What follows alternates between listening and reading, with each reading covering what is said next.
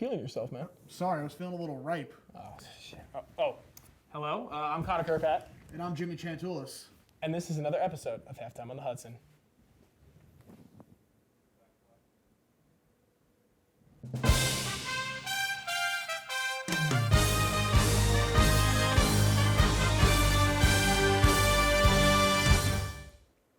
As I said, I'm Connor Kurpat.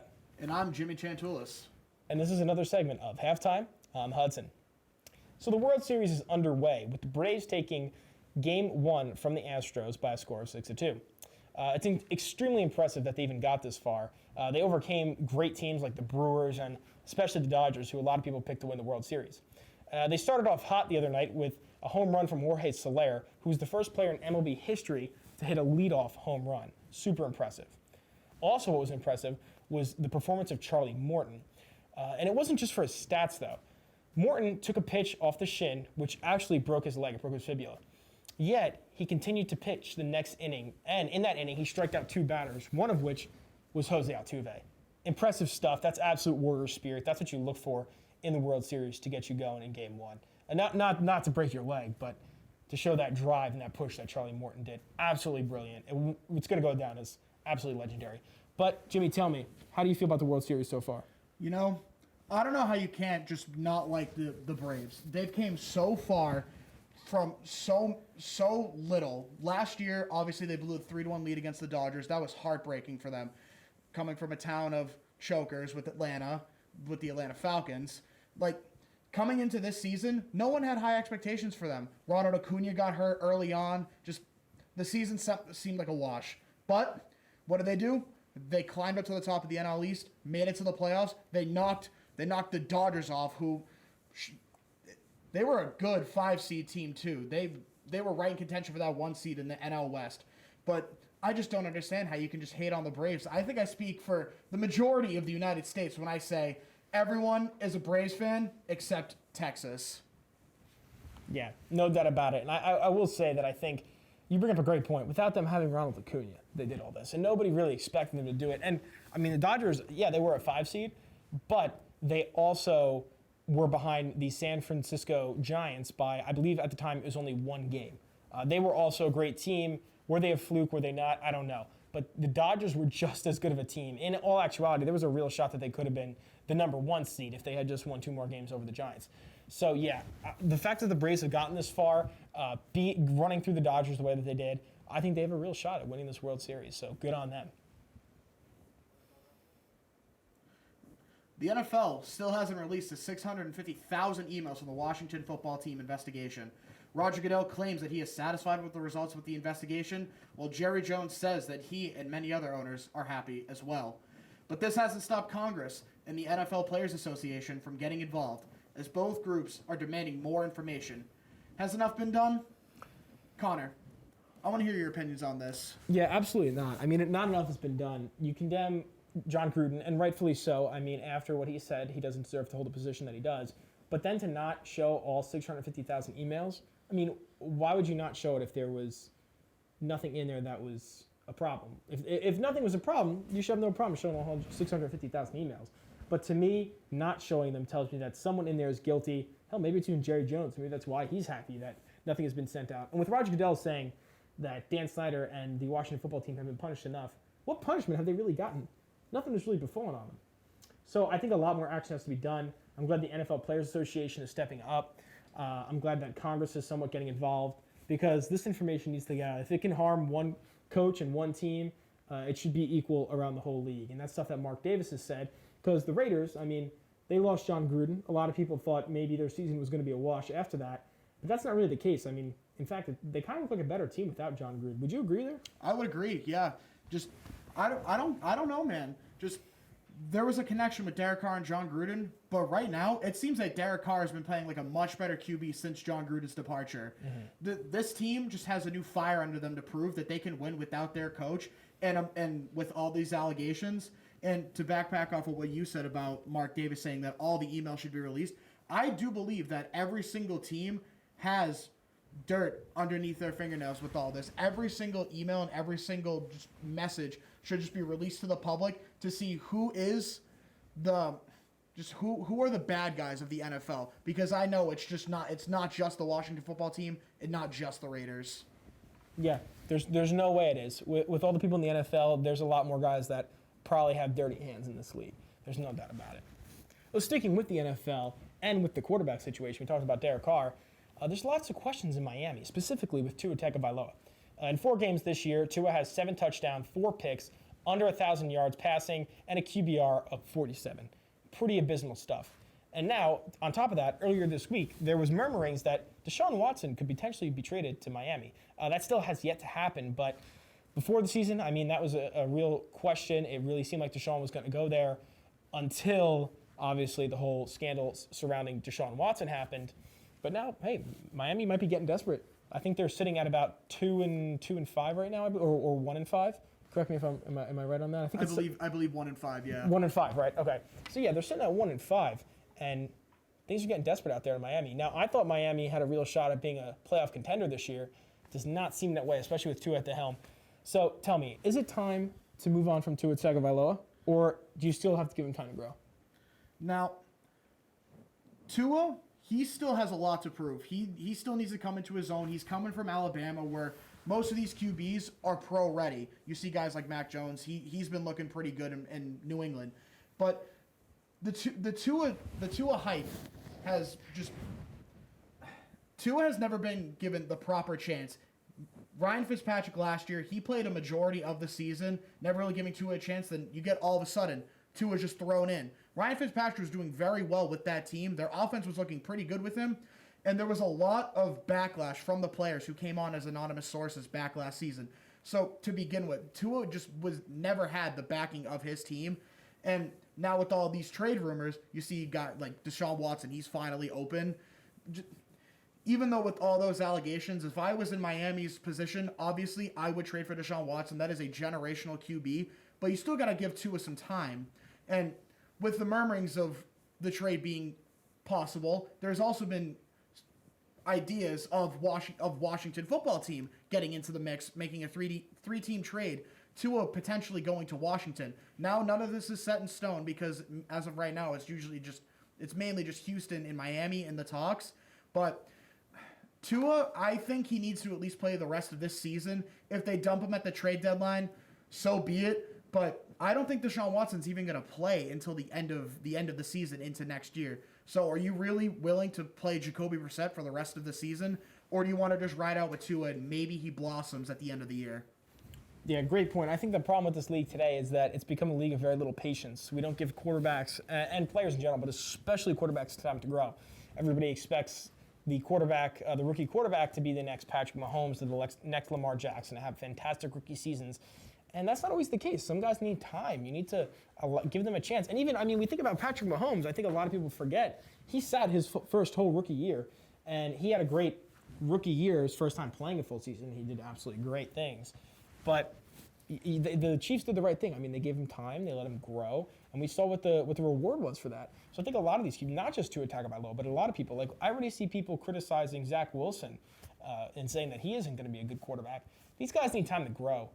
Football's not an easy game, especially at the NFL level. So give these time to grow. If Miami has faith in Tua, then so be it. Give him time. I don't know if Tua's going to be that great, but I'm all for giving a player a chance. You know what I mean? Yeah, that does remind me of another QB situation. You see, Philadelphia, they've never really been on Jalen Hurts. They've always just been against him. They've never really given him the proper chance. Yeah, he started all of this season and a good bit of last year, but there's always been the chance if they could dump Jalen Hurts, they would. They've been in the Deshaun Watson trade talks as well. Mm-hmm. So they're not completely sold on Jalen Hurts. Yeah, no doubt about it. Swinging things to the NBA is off to a fast start with many teams looking to grab an early lead. Out of both conferences, the East seems to be more wide open.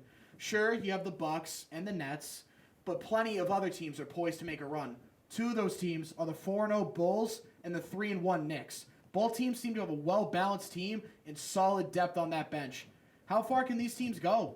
Connor, I want to hear what you have to say about this. I really do like the Bulls and the Knicks right now, but I want to hear what you have to say. Yeah, I think for these teams, like you said, I think the East is wide open. The sky's the limit, really. Sure, the Bucks are there and the Nets, but we saw the Nets last year. They could barely play a single full game together. That really hurt them come playoff time. They had no chemistry. And we're seeing kind of a similar thing this year as far as Kyrie Irving still refusing to play because of the vaccine mandates. He's against that. So really in the Nets, I mean, yeah, they're always going to be good because they have Kevin Durant. But again, I don't know how much faith I have in the Nets. Now, of course, the Bucks are really good, but that's all going to depend on how good Giannis Antetokounmpo is. We saw him perform extremely well come playoff time, and that really drove them home. But man, don't sleep on these Knicks, man. Don't sleep on these Bulls. Bulls did really good moves this offseason. They have a really solid-looking team. I mean, they brought in Lonzo Ball, helped move the ball around. He's a great passer. And then, I mean, as far as the Knicks go, they brought in a veteran like Kemba Walker. He's no like Kyrie Irving or Steph Curry, but Kemba's a good player. He's a good veteran. So I think both of these teams have really good talent on their squad. I mean, even the Knicks, if you want to talk about young developing like RJ Barrett or Obi Toppin, like both solid players who, I mean, Toppin's not a starter, but he can come off the bench, make a couple slams here and there. He's a good player. So I think both of these teams have a real serious shot to get up there at like the 3rd, 4th, 5th seed, like get placed up somewhere up there and make a solid run come playoff time. Yeah. What do you think? If you want to talk about young guys coming off the bench, Emmanuel quickly has been coming into his own. He had a lot of minutes last season, proving that under Tom Thibodeau, a rookie can get consistent minutes. And this season, he's already off to a hot start. Did you see the Philadelphia game the other night where he crossed Tyrese Maxey and made that three? Like that was a stellar play, especially from a second-year guy. Like I think this player has the potential to be a superstar in the league at some point. Hot take, I know, but I have high hopes for Emmanuel quickly on that team. Yeah, I'm going to agree with you there. I have high hopes for Emmanuel quickly, too. I love when he steps on the court. I always want him to get more playing time. He doesn't always just because he's still a young, developing player. But, man, if the Knicks give this guy time, he's going to be the real deal. Agreed. I think he's going to be the real deal. Now, it is Halloween time, right? So I think it's important to stick with some of that theme. Let's talk about some of the scariest, most deadly, sending chills down your spine players that you've ever seen touch a ball or swing a bat or shoot a puck. Tell me. Who are some of the scariest athletes that you've ever seen play the game? Now, when you hear scariest players, my mind immediately goes to Ray Lewis. That man was a menace on the field. 2-time Super Bowl champ with the Baltimore Ravens. He would put the fear of God into people's eyes.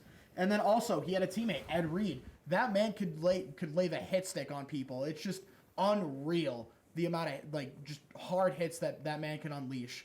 And then, sticking with football, you had guys like Brian Dawkins, who was scaring people coming out of the tunnel. Like that man would be growling like a dog on the field. Like you can't make this up. He was snarling at players on the field. Like that man, he was one bad man. Mm-hmm. How about you, Connor? Listen, first thing that comes to mind is a man who I'm gonna go with a little bias here because I'm a Raiders fan, but his nickname was the Assassin.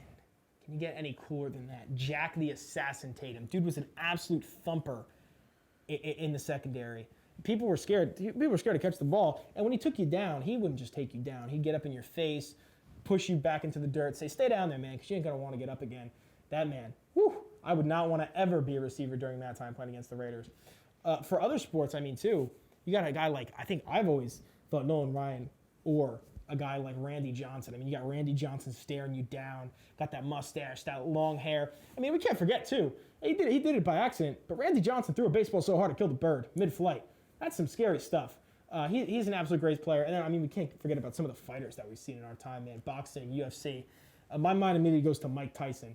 When you set that man off in the ring, he would ravage you. I mean, he bit somebody's ear. That's insane in and of itself. I would never, ever, ever want to see that man because I'd be scared that I would say the slightest wrong thing that would offend him, and my ear would get taken off too, or that I would get knocked out on the spot. So yeah, some of the scariest guys I've seen, and there are plenty others, but those are the ones that immediately jump to mind.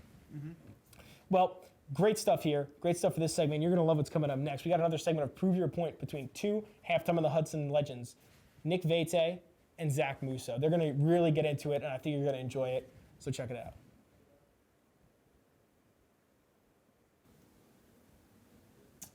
Hello, ladies and gentlemen, and welcome to a very spooky and, might I say, groovy episode of Prove Your Point.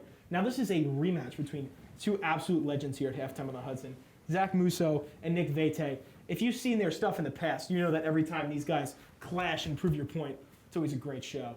So we thought for Halloween, it was time to bring that matchup back. Gentlemen, how are we feeling today? It is great to be back, Connor. This is my first shoot in the studio of the semester. It's been too long. I'm happy to get back after it. Happy to have you here. We've been missing something in the studio, and I think it was you. I appreciate that. Good to have you back. Zach, Yeah, I mean, you guys got all this goofy Halloween stuff on. I'm just, business casual, swagger. I'm comfortable. I'm ready to, just annihilate this debate. Wait. Were we supposed to dress up today? I wasn't aware. All right. This guy dresses up every day the way he always does. Hey, I gotta be. Oh my goodness. Well, gentlemen, we got some really great topics laid out for you today. Are you ready to get into this? Ready? I'm born ready. Let's get it. First things first, who is the best team in the AFC? Nick, you want to start us off? You haven't been here, man. Start us off. I will start us off today, and I believe that the best team in the AFC as of right now is the Tennessee Titans. And a lot of it comes down to one man. One very, very bad man. You know who I'm talking about. It's Derrick Henry, the running back in the MVP conversation this year. He has been absolutely unstoppable through this point in the season. So far, the Tennessee Titans offense, with Derrick Henry included, has been third in the NFL in rush yards and second total in the NFL as well in total rush yards and yards per game. Derrick Henry, unreal rate, like I said.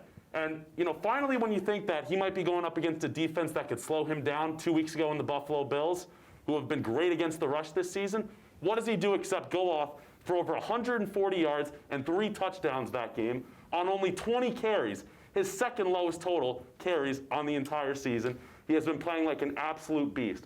They don't even need their defense to be great this season because they're so good at controlling the time of possession and keeping the other team's offense off the field.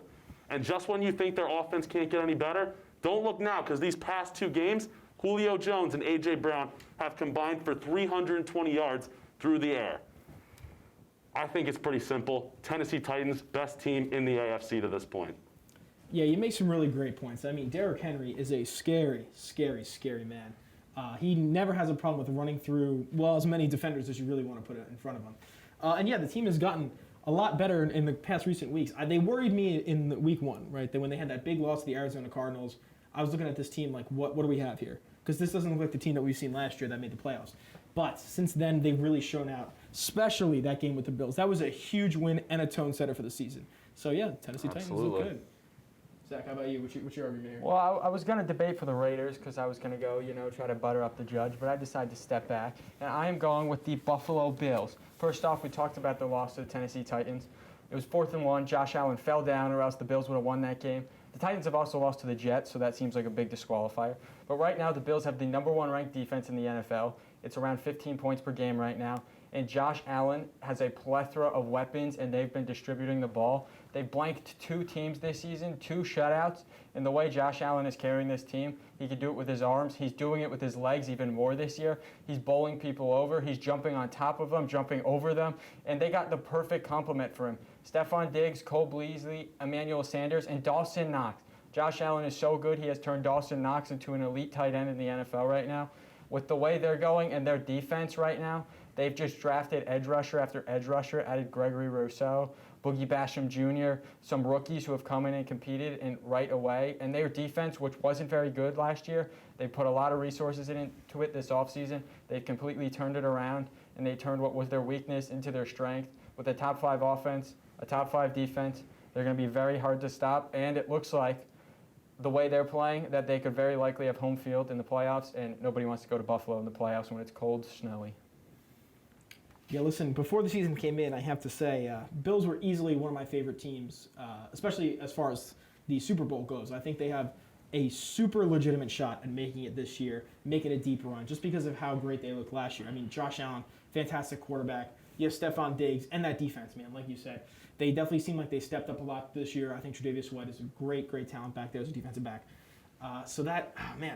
It's tough. It's tough. But I think for the Titans, they lost that game to the Cardinals, which seemed like a bit of a fluke, but then that Jets one also could have been a fluke, but those are 2 tough losses. Whereas I think the Bills seem like a much more well-rounded team. I still, even though they have Derrick Henry, I mean, what happens when you take Derrick Henry out of that equation on the offensive side of the ball? That really worries me. With Ryan Tannehill, I don't know how much faith I have in that group. And that's not to say the Titans aren't good. Titans are fantastic, and I think they can make the Super Bowl, but based on these 2 teams, I think I'm going to have to go with the Bills on this one. So Yeah. Zach, great job. Great job. Now let's stick with the NFL. Let's hop over the water here and let's go to the NFC. What's going on? Favorite team? Who do you got? I think the best team in the NFC right now is the Los Angeles Rams. I think there are a couple of reasons why the Los Angeles Rams are the best team. First of all, they're 6-1.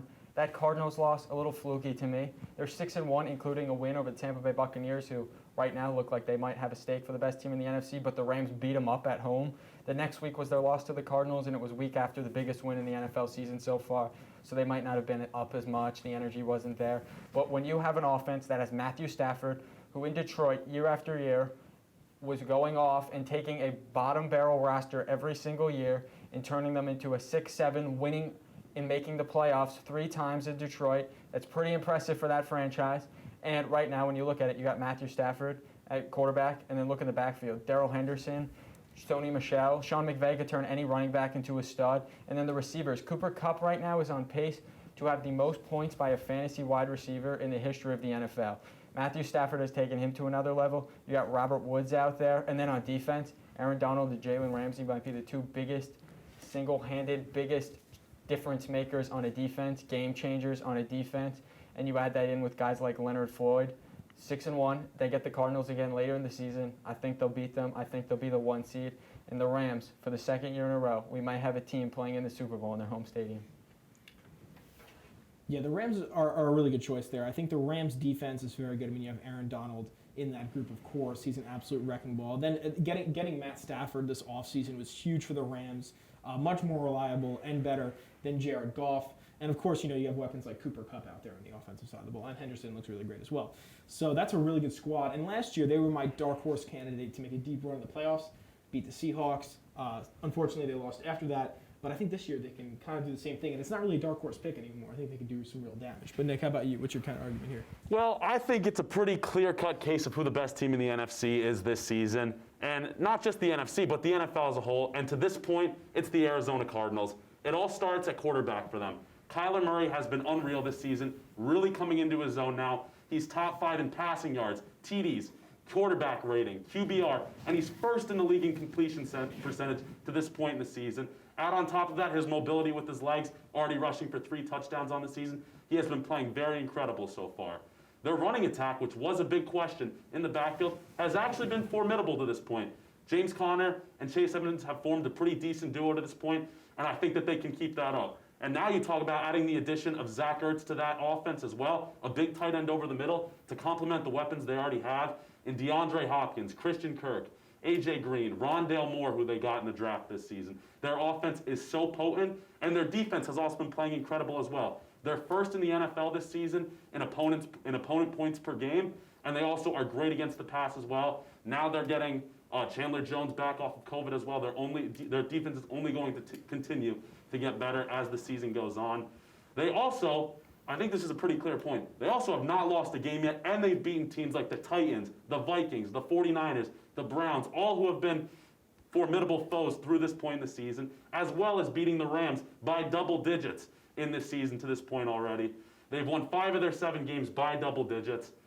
What are we even talking about here? I think it's pretty obvious the Cardinals are the best team. There's a saying, not a saying, in the United States, it's law. You're innocent until you're proven guilty. And in the NFL, I think the Cardinals are the best team until proven otherwise. Woo! That was a fierce argument you had there. I love it. And I'm going to have to agree with you there. I think the Cardinals are the best team. And as I said, the Rams, they are great. But some of the wins that the Cardinals have are just way too much. That offense is absolutely stacked with weapons. In a way, it kind of reminds me of the Chiefs from about 2 years ago when their defense was just good enough and it got them to the Super Bowl. Their offense was extremely high-powered. I mean, it still is now, but we've seen what the Chiefs have done this year. They've really fallen off. But anyway, Cardinals look really good. Offense looks great. Their defense is getting the job done. They're getting Chandler Jones back soon. All in all, everything's stacked up right for them. They got through some of the hardest competition there is right now in the NFL, and I think they are poised to do just as good things for the second half. So I'm going to go with the Cardinals on this one. Fantastic job, Nick. Appreciate it. So, gentlemen, we're talking a lot about football, but one of the biggest event actually in the sport of baseball is currently underway. The World Series is happening as we speak, and I'm pretty sure right now the Houston Astros are winning. Last time I checked, it was by a score of 6-1. Yesterday, the Braves lost by a score of won by a score of 6-2. So the trend keeps happening. After tonight, we're going to be 1-1, which makes me want to ask you guys, who do you think is going to win this World Series? Nick, you won the last round. We're going to start with you. What's going on? Who's going to win this World Series? The team that I see winning the World Series this year is the Atlanta Braves, and it's for a number of reasons. First off, you mentioned that win in Game 1. I think that is huge for this team, not only because they lost Charlie Morton in that game, so it's the only game they're going to have him for the World Series, but also just to be able to split those first 2 games in Houston. I think that's huge for the Atlanta Braves. So getting that first win on the road. And let's also not forget, while Morton is going down, the Astros are also going to be without Lance McCullers. So both rotations are taking a hit in this series. And after that, I like what the Braves have. Max Fried, Ian Anderson going after that. Maybe get a bullpen game in there as well. I'll take that over Urquidy, Valdez that the Astros have. Valdez lost in Game 1. So I like what the Braves have in their rotation. Then you flip it over to the bullpen. They've got some guys who have played really well in this postseason. Matzik, Smith, Minter, all guys who have pitched fantastic through these first couple rounds of the playoffs. All 3 of those guys have held their opponents to sub 1.0 whips and sub 200 opponent batting averages. So they've been playing really hot in this postseason. And then you look at their offense, you look at their bats. Eddie Rosario and Freddie Freeman have been leading the charge through this postseason. Each guy's hitting to an OPS over 1. And they've gotten production in clutch time from guys like Adam Duvall, Jock Peterson, Austin Riley. And my X factor too, and it's crazy to even talk about him as an X factor because of how great he's been throughout his career and in this season as well, is Ozzie Albies. He's got speed, he's got electricity to him, and he's got power. He can change a game in a quick moment. So I like the Braves for all those reasons to be the World Series champs this year. Yeah, I love that. I think coming from the NL East, a lot of people didn't really have a lot of faith in the Braves just because of how weak that division is. But they really had a nice run to finish off the season. Obviously, they got past the Mets. And they really did a good job. Listen. Especially losing Ronald Acuna. That was tough, but they rebounded great, and they played great in this postseason. Yeah, no doubt about it. And I do want to talk about, you mentioned their bullpen, and I think that's one of their biggest strengths. Actually, Matzik and Minster specifically have looked really good. They have Max Fried. And even though they lost Charlie Morton, which shout out to Charlie Morton being an absolute warrior and finishing, going in 1 extra inning and pitching on a broken leg. I don't even know how that's possible. But he's doing that. And listen, I think one thing that's really carried this Braves team so far has been momentum. They have the spirit, they have the energy. And I think in baseball, more than any other sports, that matters almost more than analytics, right? If you can go out there, if your team shows up, shows heart, shows spirit, that always seems to be what wins games when it comes to playoff time. And they've done that. I mean, we saw the walk-off in the 9th in 2 games against the Dodgers to start the series. And Jorge Soler getting the party started yesterday with a leadoff home run. I think it was the first ever in the history of baseball where the first at-bat was a home run. So, yeah, they're really getting the party started. But how about the Astros? Well, I don't know why you got to talk about the Mets right there. That feels like a shot at me. But so let's go. It's the Houston Astros. First of all, Atlanta is a city of chokers. 28-3, Falcons lose. Last year, Braves 3-1 against the Dodgers, blow it. This year's Braves team, it's very fluky. Eddie Rosario, Travis d'Arnaud, Jock Peterson, Jorge Soler, these are guys who are performing at clips that we've never seen them perform before. They're mini blips. They're not sustainable. And right now, without Charlie Morton now, Max Fried struggling tonight, and Mike Soroka, who was their ace, who tore his ACL earlier in the season, missing Ronald Acuna, there's too many missing pieces for the Braves to overcome the Astros. The Astros, you can talk about their cheating. Pre-cheating, post-cheating now, and during cheating, they've made the World Series. 3 of the last 5 years, the Astros have been in the World Series. 5 straight times, the Houston Astros have been in the ALCS. This is the model franchise in baseball. They're the best franchise in baseball. They just rebuild and retool, and they get right back there. Dusty Baker is the best manager in baseball. He pushes all of the right buttons, and their firepower in their lineup. Altuve, Bregman, Correa, Yordan Alvarez, Yuli Gurriel. Those 5 batters are anything better than the Braves got. And what's better about them, we've seen all 5 of them do it. 5 straight postseasons, all at elite levels, all playing at MVP levels. Carlos Correa hits 6th for this team. Carlos Correa is going to make about $300 million in free agency this offseason. That's how loaded their lineup is. And while the Astros do have some pitching deficiencies, their bullpen is very good with Ryan Presley and Kendall Graveman in the back end. And the Astros bullpen, it's better than the Braves bullpen. The starting pitchers are a scratch. I take experience, I take the franchise that's there, and I don't take that city that chokes every year. You bring up some great points, especially when it comes to the Astros and their bats. Correa, Altuve, Gurriel, they all look absolutely fantastic at all times. And I think we kind of throughout the season dismissed how good the Astros were because we're always like, oh, they're cheaters. They're a bunch of cheaters. But, man, for most of the season, I feel like a lot of people didn't pay attention. They were hot. They were good. Them bats were heating up. McCullers looked great even though he's out now. He looked good throughout the season. But this is tough. But I'm going to have to go with the Atlanta Braves here. Listen, the Astros are a great baseball team. But I think they did have some struggles here and there with the Boston Red Sox, even though they did inevitably win.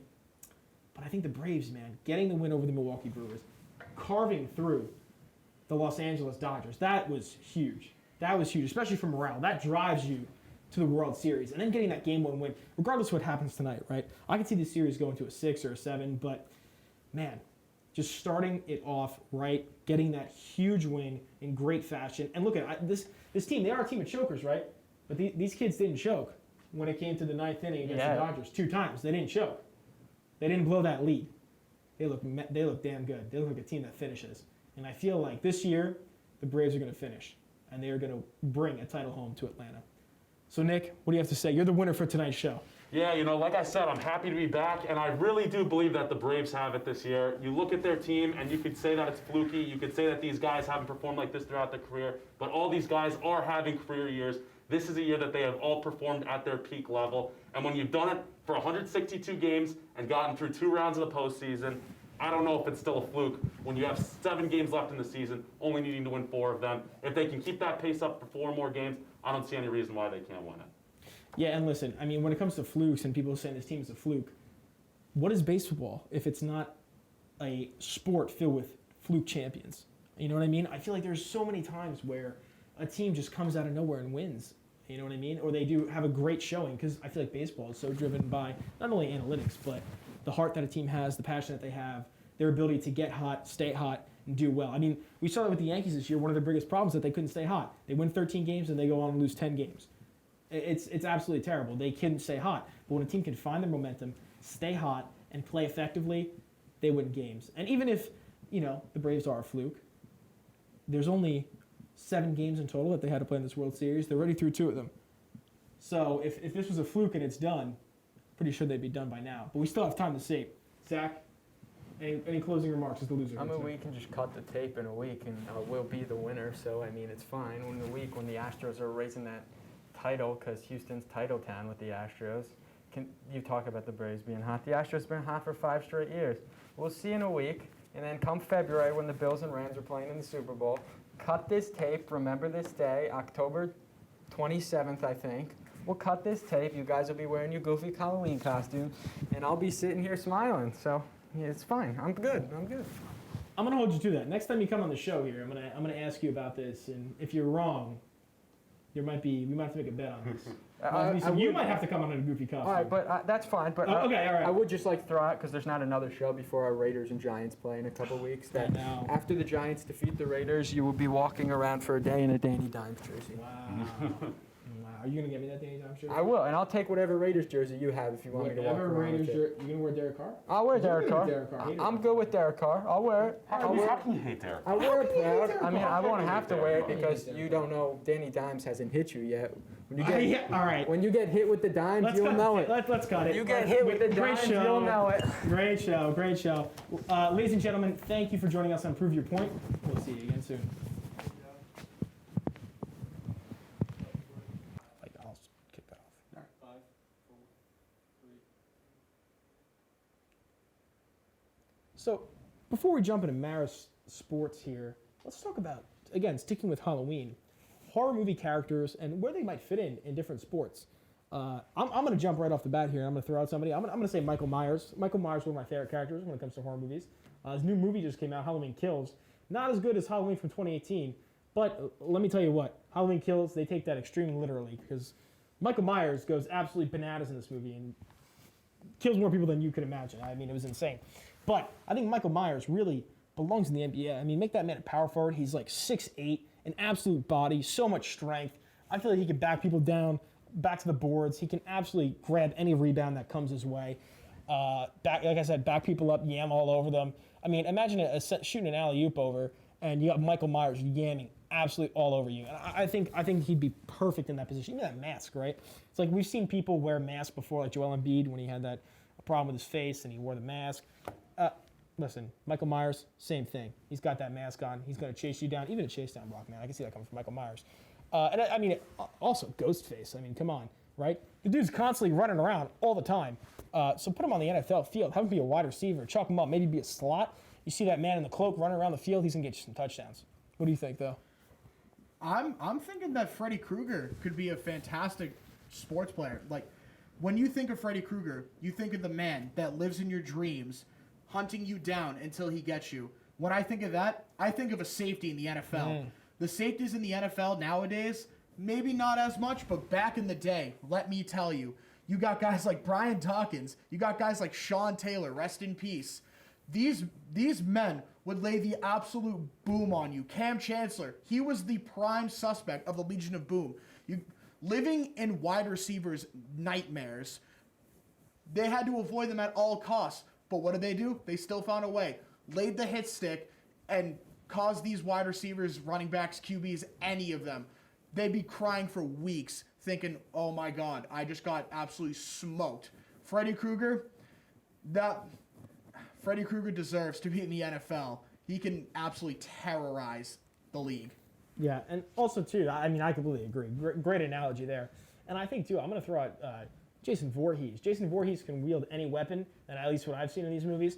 So give him a baseball bat, put him out there at first base. He can grab anything he wants, but, man, give him a baseball bat. He's going to be like big Frank Thomas out there at the plate, absolutely smacking balls to deep left field. I mean, he would do absolutely great things. And, I mean, I know he has a hockey mask, so you could say, oh, maybe he belongs in the NHL, be a goalie. No. Give this man a bat, swinging for the fences. Absolutely great stuff. But it's enough of that, enough of the Halloween stuff. Let's kick it on over to Marist Sports. Tell me, what's going on with women's soccer? Women's soccer is closing in on the playoffs as the team finished their regular season today. They played Niagara College today at 3 p.m. However, they did lose to the Purple Hawks with a score of 1-3. The team already clinched a spot in the MAAC championships, however, and they look to make a deep run in the playoffs. They got bounced out early in the playoffs the last time they were back in 2018, but the team has been playing phenomenal this year. With 4 shutouts on the season, it wouldn't be no surprise if I saw any success coming out of the team this year.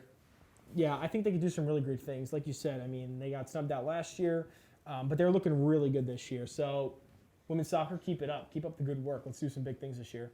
And speaking of big things, Marist football doesn't look that bad this year, at least not as bad as they've looked in the past. So tell me, what's going on with Marist football? Well, you got football, who just lost a heartbreaker to Morehead State, but they've been very competitive this entire season. They traveled to St. Paul, Minnesota to take on the St. Thomas Tommies for the first time in team history. The game is being played on Saturday at noon. Like I said, the Morehead State loss was a heartbreaker. It dropped them to 3-1 in Pioneer Football League play, but they're still in contention for the league champs, though. They just need to hope that Davidson and Morehead fall in their coming games and win out for the rest of the season. Yeah, I mean, and hey, they've had some great performances so far. 3-1 in the PFL is better than they've looked at sometimes in the past. In the past recent years, they've had some real big struggles. And real quick, what kind of name is the St. Thomas Tommies?